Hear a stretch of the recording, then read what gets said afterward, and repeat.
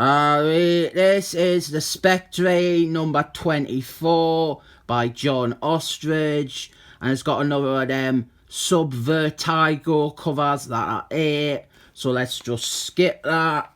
Spectre, he has gone to a graveyard like a big fat goth, and when he is there, he comes across 2 teenagers who are planning to kill themselves. They're gonna kill themselves because they love Nirvana and Kurt Cobain, and they cannot believe that Kurt Cobain is dead.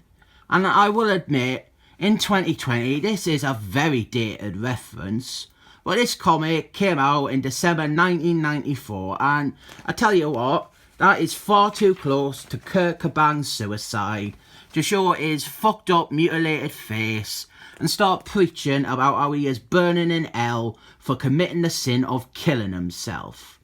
The teenagers, they are put off the entire thing and run away, but here we have got the real star of the show, Percy Plop, this guy here. In the 40s, Spectre, he had a comedy sidekick, Percy Plop the Super Cop. He was a clumsy and goofy guy, and what happened was, when the superheroes, they started falling out of fashion with readers, well, Percy Plop, he wound up taking over all the Spectre's comics. He became the lead character, and Spectre, he was just in the background watching as Percy Plop went on his crazy misadventures.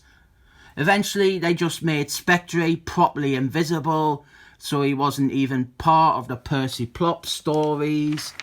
But our story here is that Percy Plop, Super Cop, well, he super died, and Spectre is meeting up with the Casper of his one-time comedy sidekick. And we're getting loads of flashbacks to add stories with them foiling crime together. There is Phil Spectre, the Spectre's human host, and he gets saved from the Mafia by Percy Plop, stupid cop, and his super clumsiness. Percy Plop, he was pretty much gone after the Golden Age. I think he does appear in like 1 issue of Stir Fry Squadron, and then as a Casper in this series for 2 or 3 issues. Well, there is kind of a sweet little story going on here about how Phil Spectre, he was the only person who treated Percy with respect. And this story, it's obviously taken this goofy character and managing to make him work within the DC universe.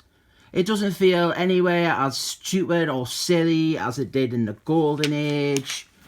This is back in Spectre's origine, when he first became the Spectre. And if you know your Spectre backstory or his publishing history, I think this is a very good comic. Whereas that advert there, that is a comic I have never ever heard of. So here we see how they became partners and then how Percy died. And it's a sweet ending where Spectre, he goes up to Evan to make sure that Percy Plop gets in.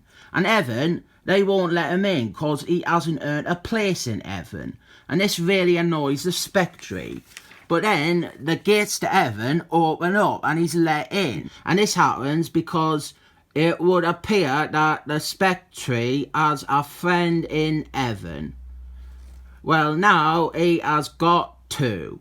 And it is a happy ending. Get the tissues out. For a cry, not a wank. This isn't that sort of comic. This is a nice comic. It is a feel-good issue. I do think you have to be aware that Percy Plop, stupid cock, he was an actual character with a ridiculous history where he somehow overshadowed the Spectre for a year or 2.